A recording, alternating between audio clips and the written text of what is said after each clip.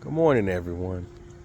I know it's been a while since we had our talks, but I felt as if it's time to get back on things. I'm just gonna let you know where I am, what's been going on. I am gonna continue to put up videos. Just been going through a lot of good things, a lot of changing, and a lot of metamorphosis. Uh, I've come a long way from when I was just putting up the little couple of videos that I had, the hand exercises and things of that nature. What I've learned from that is you can't, um, when it comes to exercises, you need to apply an exercise to an actual piece of music. So if you're trying to play, like, let's say, or do some type of chord melody for like Autumn Leaves, like I was doing.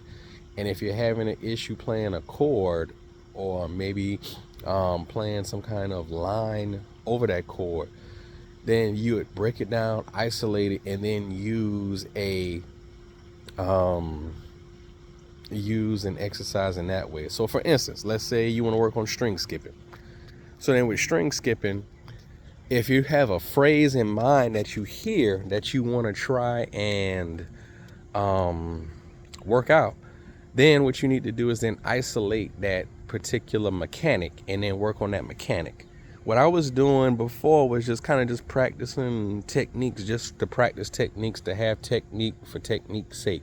And being, it wasn't focused, and it wasn't getting applied to actual real music.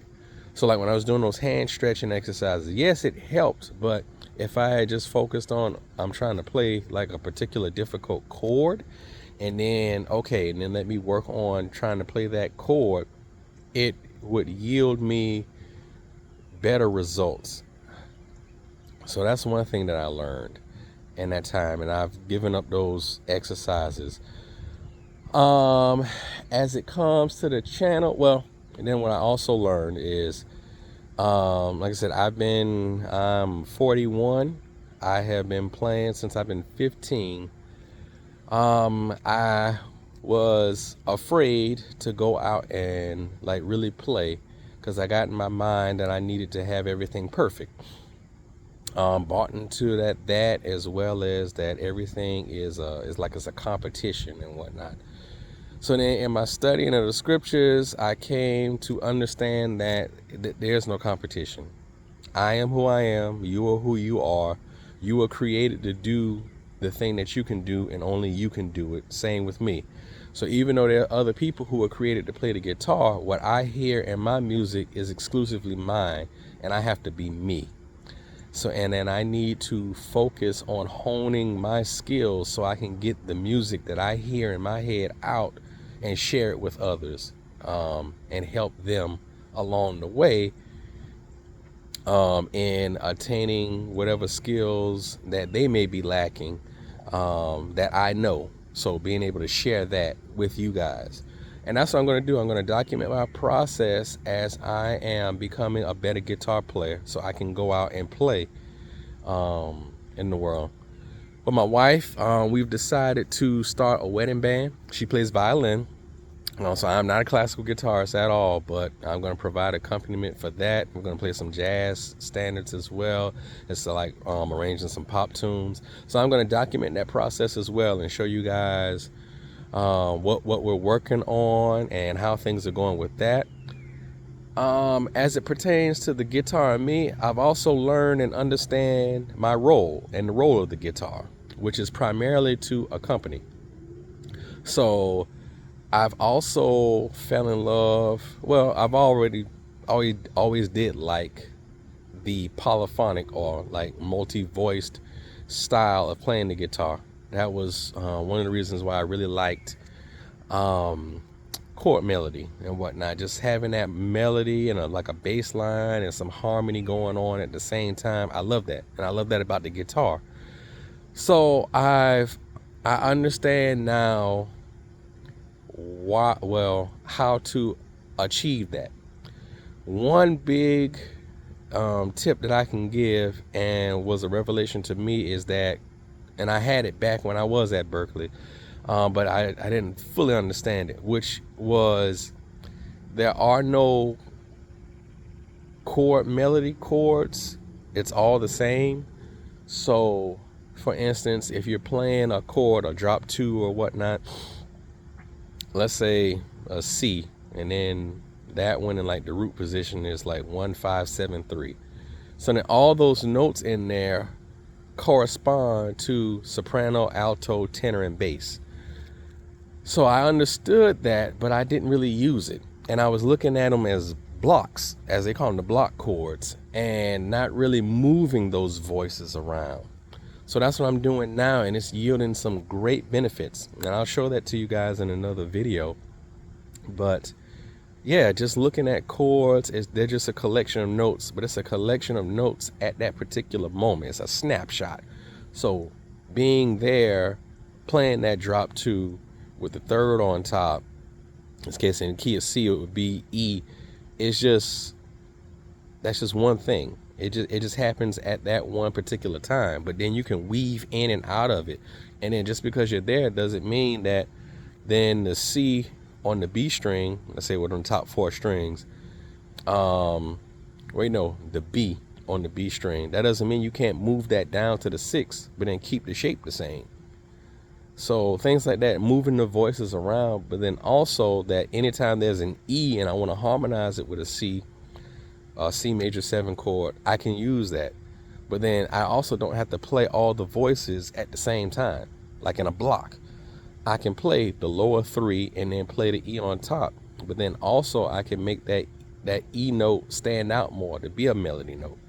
So I've been messing around with that and moving the chords around and coming up with melodies for each one of the lines, each one of the notes in the chord, and then running certain chords into them.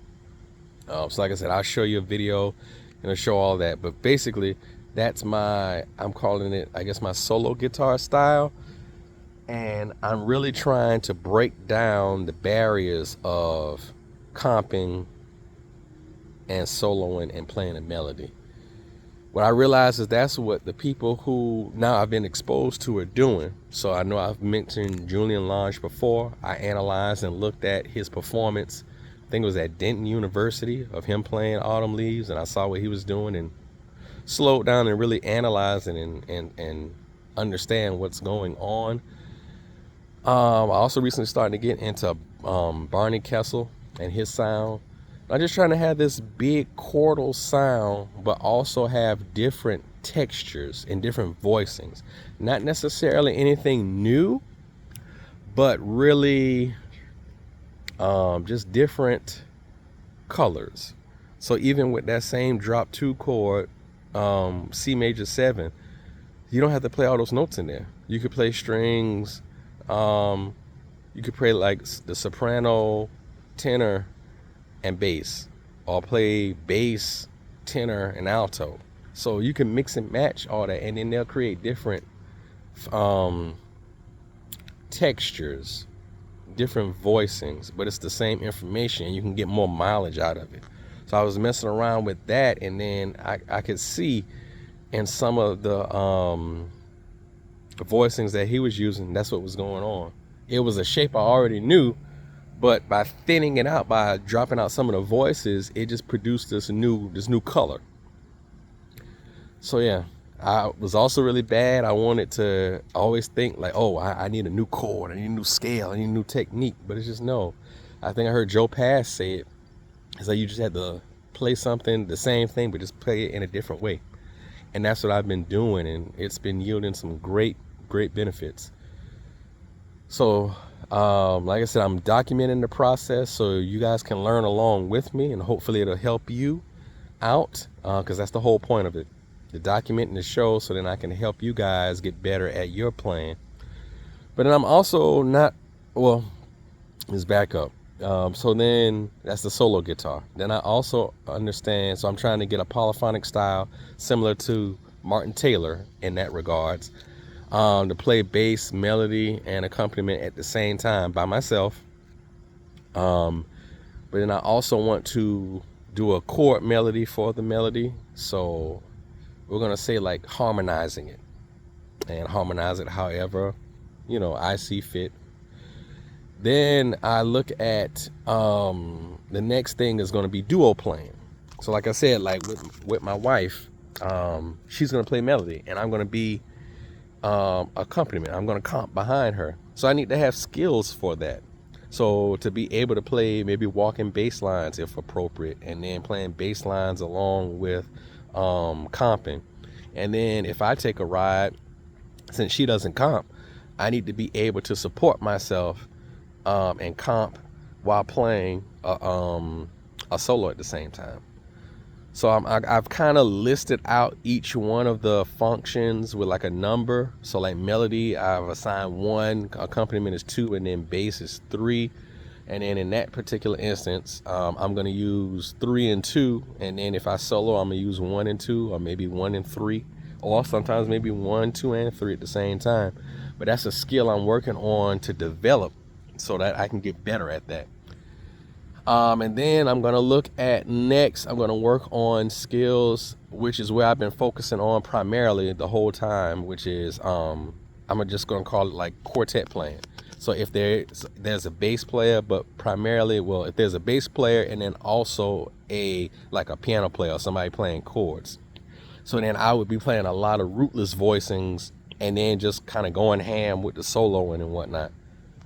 But the difference now with that type of style is I'm also going to use more, I'm going to harmonize my notes more and not just play a single note, one note and single lines. And then when it comes time to comp, then that's when I play chords. I'm going to weave in like intervals and 2 notes and triads and dyads and things of that nature and like broken chords and stuff like that, just to add a little more flavor and texture and depth, because that's one of the things I do like about Julian Lange's playing. And I would say also the Bat from Pat Metheny, that was something I liked. And then also classical music, just the guitar is a very deep instrument, and there's a lot that's going on with it, and there's a lot that I liked about it, but I didn't know how to attain those sounds. Now I know how to attain those sounds, so that's what I'm going for. So that's that. What I'm also going to introduce here on the channel, still Jazzy Nylon. Now still what I do, show you that, show you the wedding band and how that's going and how I'm practicing that, and then any insights I gain from those. But I'm also going to show you guys, I also play at church. So I'm going to show that process as well and what I'm working on there. And it's pretty much kind of the same philosophy, which is I look at the guitar as a chordal instrument. So instead of just playing single lines and chords, I'm going to merge the two together. So if I play a chord, I'm just not, let's just say like a power chord, I'm not just playing 1-5 or 1-5-1 and just playing that. I'm going to take that 1-5-1 concept and I'm going to move those voices around. And same thing, I'll show you what I mean by that. But if you can think about it right now, like 1-5-1, let's say on C, and then if you're playing the 1 on the 5th string with your first finger, the G on the D string with your 3rd finger, and then the C again on the G string with your 4th finger, then playing that is cool. But then I'm also going to move down like that first finger, move it down to B, and then that produces a sound. And then just have a moving melody line. So then that C down to the B, and then grab the A with the 2nd finger on the 6th string, and then move it to the G. And then same thing with all the voices, because they can all move. And that's what I saw, and it's beautiful. It's beautiful because then you have a different sound, and then as you rhythmicize it, obviously, then you get different things going on instead of just chugging away on that power chord. Then you can create all these different textures and colors, which is beautiful. So I'm going to show you guys that process as well. I'm also trying to understand how to solo in that style also. So I've been going through major pentatonic with that. Of course, my background is like with Hendrix, and to talk about like that merging of the two, melody, soloing, and comping. I think he was a good example of that. If you think of tunes like When Cries Mary and his chordal work and what he does with that, or like Little Wing, obviously, things like that. It's just there are these melodies that are going on, and then his fills aren't just single note fills. They're like fills with like a harmonized part in there. So that's what I'm trying to do there. In that, I've also, even though I was born in the 80s, I wasn't a shredder. I do like that kind of music. Vi and Satriani, of course I like Eddie Van Halen and whatnot. So I've been getting into tapping as well. That's one thing when I heard it, story time, my first like shred album I ever got was G3, when I think it came out 95, 97 with Eric Johnson, Vi, and Satriani. So yeah, and then I heard Answers on that one, and yes, and I had the VHS at that time, and then I got the CD, and his tapping extravaganza at the end of Answers just blew my mind. And yeah, I always wanted to do that, but I didn't really put the time to it, and they didn't really try to understand it, because I got plenty of books in the house on plenty of topics, but I was in a rush and in a hurry and didn't really take my time. So I'm getting into that. I also learned about Reb Beach, and I'm trying to learn one of his in his video Cutting Loose. He there's a tapping section in there, and like so I'm trying to transcribe that so I can get that sound, because I like the more scalar approach versus the more, let's say, triadic approach of like a Eddie Van Halen. So I'm trying to get that down, and I want to put that in at church when I solo with that, because at the end, sometimes I play lead, sometimes I play rhythm, but then at like the last song, they kind of, when the members are walking out, you can kind of, they let you solo and stuff like that. So I want to put that in there and finally learn that. Been messing around with the whammy bar too. I got a new guitar. You guys will see it. New Ibanez is really nice, but I've been messing around with the whammy bar on that. I'm starting to understand that. Not just doing dive bombs, but using it for tremolo, but then also, I guess, kind of like Vi, using it to scoop in and out of notes, and that's been very expressive. I've been kind of against it, because the guitars that I've had in the past have been kind of, I wouldn't say cheap, but like on more of a budget level.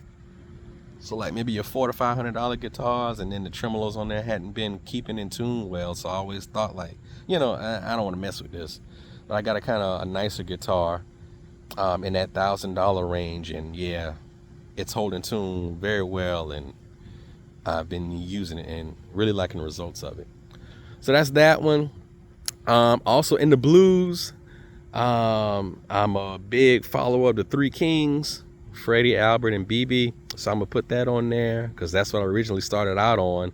What got me into guitar was, I'd say, two things. First was Nirvana. When that was going on, and seeing Kurt Cobain play Heart-Shaped Box and whatnot. And then when they did, what was it? Was it Woodstock or Lollapalooza or something? When he had cut his hair short, and then someone had threw like some mud and it hit his hand and whatnot. But back then they used to play on these music shows. So it might have been an MTV Music Award show or something like that. But just seeing him play guitar, I really liked that. But then what really solidified it was Muddy Waters. My grandfather played that on cassette tape, and I heard Sad Letter, and that blew my mind and shocked my world. So then I was like, yeah, I have to play the guitar now. Not only does it look cool when I saw Kurt Cobain playing it, but it sounds really good. So yeah, man, so that's that. So I'm in the blues. I'm going to show that, my process of that, moving away from strictly the blues scale, because I just been running it up and down, minor pentatonic, up and down. And then when I got into B.B. King and Freddie, I started to hear those different notes, those twos and the sixes in there, and then the major third. So I've been messing around with major pentatonic and mixolydian and hitting those notes. So yeah, I'm trying to get that down across the range of the guitar, as well as same thing. When I comp, try to get moving voices to go on and not just strum the chords, but arpeggiate them as well and move voices. But I'll show you guys all of that. With the blues, we also have a place down here where we can go jam on Sundays. So I'm gonna see if I can get maybe my wife or somebody to record me playing on that. And yeah, man, I'm free. I'm not scared anymore. I'm gonna go out here and play the music that I love, and that will bring happiness to other people, and then help other people to express themselves on the guitar as well. So whatever I learn and whatever I can share to help someone else, I'm gonna do that, because that's my purpose and my calling, and what I'm supposed to do is to provide for my family, and I know it's going to provide for them. I have plans to open up a music school online and help people, because I was frustrated as well, not knowing how to really play, and there's a lot of misinformation out there in books and whatnot. So I'll steer you guys to the right books to use and the right mindset to have when you're looking at these books, and what you can pick up and really how to practice. And that's really going to be it, is like in my practice, and I'm going to show you how to practice, the tips that I've learned on how to practice, so you can use it and you can get better, so that you're not stuck like how I was playing these exercises that have nothing to do with what you're playing. So then when you go to play, you don't sound any better, but you're like, oh, but I've been playing these stretches and trilling with my fingers, but then that doesn't translate to music. You have to play music first, and then if there's a hang up and you're like, oh, I can't move or trill, I hear this trill, but I can't play it as fast as I want, then that's when you stop, isolate it, work on it, and then you go back to the music so you can insert it and then hear how you've gotten better. So yeah, man, that's that. There's a lot of content to come in the future. I just wanted to get this up to let you guys know what's going on and why you'll see some more variety on there. Still Jazzy Nylon, still gonna do jazzy stuff, but I'm just gonna share my full love of the guitar with you guys, as opposed to just showing the jazz parts. So yeah, if you have any questions or anything like that, man, just comment, let me know. I'll be more than happy to answer them, help you guys out. People to listen to, or how to go about things. But it'll all make sense in the next video once I show you guys what's going on the guitar once I'm there. But yeah, man, thank you guys for listening. See you later.